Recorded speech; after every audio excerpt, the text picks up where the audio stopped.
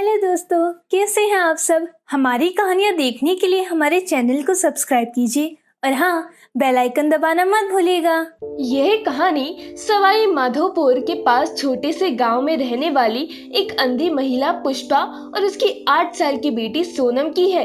कुछ साल पहले एक रोड एक्सीडेंट में पुष्पा के पति और उसके पुत्र की मृत्यु हो गई थी। पुष्पा का भगवान से विश्वास उठ गया था। उसने रो रो के अपनी आंखें खराब कर ली थी। उसके जीने का मात्र एक ही सहारा उसकी बेटी सोनम थी।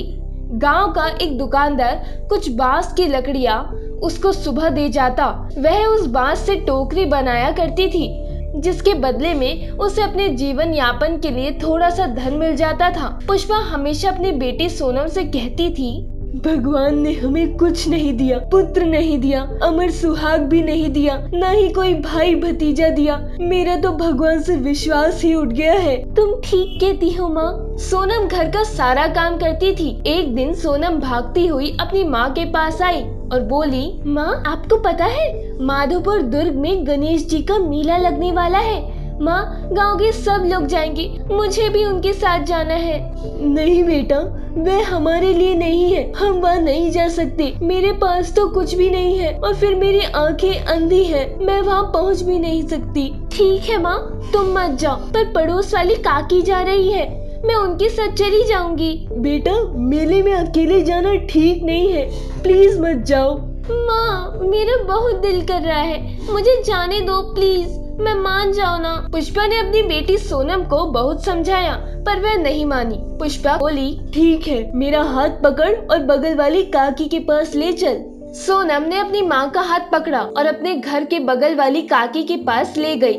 वहाँ जाकर पुष्पा ने कहा, दीदी मुझे पता चला है कि आप लोग मेले में जा रहे हो, तो तुम मेरी बेटी को भी इस मेले में लेते जाना। अरे वहाँ तो बहुत भीड़ होगी, कहीं खो खा न जाए तो हमारी जिम्मेदारी नहीं है। अगर इसे जाना है तो इसे ही अपना ध्यान रखना पड़ेगा और हमारे साथ स्वयं रहना पड़ेगा।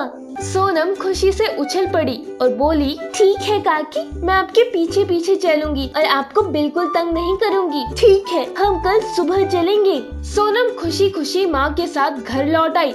सोनम को खुशी के कारण और उसकी माँ को चिंता के कारण पूरी रात नींद न आई। नीचे बिस्तर पर लेटे लेटे पुष्पा सोच रही थी, मेरी बेटी को लौटते लौटते शाम हो जाएगी और सोनम के खाने की कोई व्यवस्था नहीं है और न ही गणेश जी के प्रसाद के लिए कोई चीज मेरे पास है। हे प्रभु, अब तुम ही ख्याल रखना मेरी बिटिया का। उसके बाद कब उसको नींद आ गई पता ही नहीं चला। खुशी के मारे सोनम सुबह सवेरे ही उठ गई और मेले में जाने के लिए तैयार हो गई। पुष्पा के पास एक गुड़ की डली रखी थी। उसने कागज की थैली में वह गुड़ की डली सोनम को दे कहा, ले बेटी, इसे गणेश जी का भोग लगा देना। ठीक है माँ। उसके बाद सोनम अपनी काकी और उनके बच्चों के साथ मेले जाने लगी। मेला पहुंचकर वह मेले का दृश्य देखकर उसमें खो गई।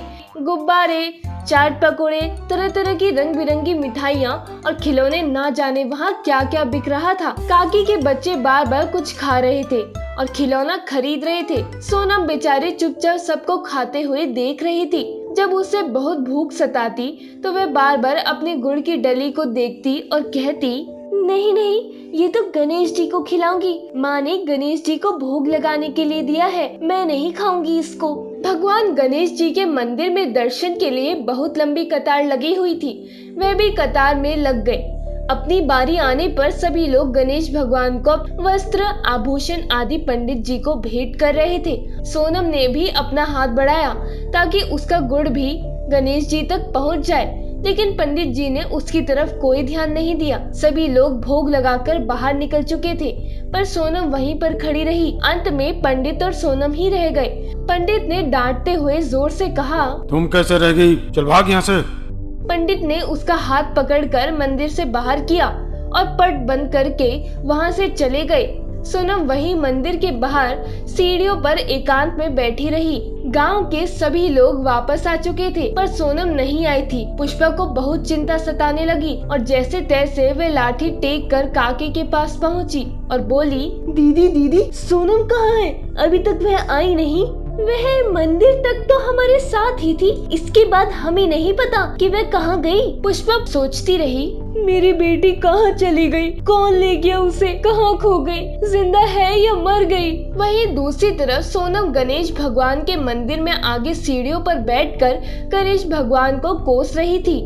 गणेश जी, तुम बहुत बुरे हो। औरों की मावे की मिठाइयाँ तो झट से खा गई और मेरी गुड़ की डली की तुम्हें रास नहीं आई। ठीक ही कहा था माँ ने कि हमारे तो भगवान से विश्वास ही उठ गया है। सोनम सुबह से भूखी थी और उसके सच्चे मन से निकली पुकार भगवान गणेश जी तक पहुँच चुकी थी।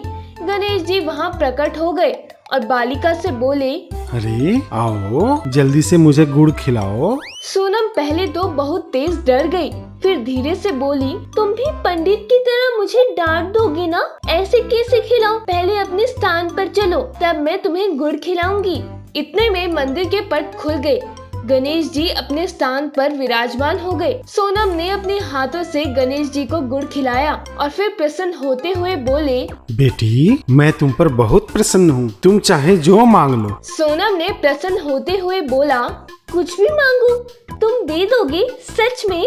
भगवान गणेश जी ने मुस्कुराकर कहा, हाँ ठीक है, तो मैं 9 करोड़ की माया लूंगी, रुनझुन करती गाड़ी लूंगी, गोद में भतीजा लूंगी और अमर सुहाग लूंगी। भगवान गणेश जी ने आश्चर्य में भरकर कहा, अरे वाह बालिका, तूने तो बहुत कुछ मांग लिया। ठीक है, ऐसा ही होगा। भगवान गणेश जी अंतर्ध्यान हो गए।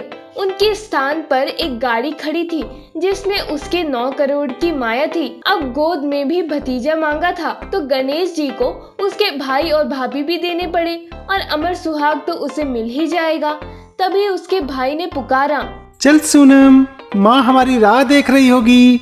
सोनम अपने भाई भाभी के बीच गोद में भतीजा लेकर बैठ गई और गाड़ी रुनझुन करती हुई गांव की ओर चली। गांव में प्रवेश करते हुए गांव वालों ने सोनम को इस तरह आते देखा तो उन्हें बहुत आश्चर्य हुआ। इतने में सोनम की गाड़ी घर तक पहुंच चुकी थी। उसने बाहर से आवाज लगाई, माँ ये कोई मजाक नहीं है, बाहर आकर देखो मैं क्या क्या लेकर आई हूँ। इतना सारा धन और भाई तो है साथ में, भाभी भी और भतीजा भी लाई हूँ। मेरा बेटा कैसे आ सकता है? लेकिन जैसे ही बेटे ने माँ के चरण छुए, माँ के आंचल में दूध आ गया। पुष्पा ने अपने बेटे को चूम लिया और कहा, हाँ ये मेरा बेटा है। तभी पुष्पा की आंखों की रोशनी भी लौट आई थी। मेरी बिटिया तू किसको लूट आई? माँ अब तो तू भगवान पर विश्वास कर, ये सब कुछ गणेश जी ने ही दिया है। जय श्री गणेश जी। जैसे सोनम पर प्रसन्न हुए ऐसे ही सभी प्रसन्न हो। यह कहानी यहीं पर खत्म होती है। वीडियो देखने वालों की सभी की मनोकामनाएं पूरी हो। जय श्री गणेश। दोस्तों, अगर आपको ये कहानी पसंद आई हो तो हमारे चैनल को सब्सक्राइब कर ले, बेल नोटिफिकेशन दबा ले और कमेंट करके जरूर बताएं कि आपको ये कहानी कैसी लगी। धन्यवाद।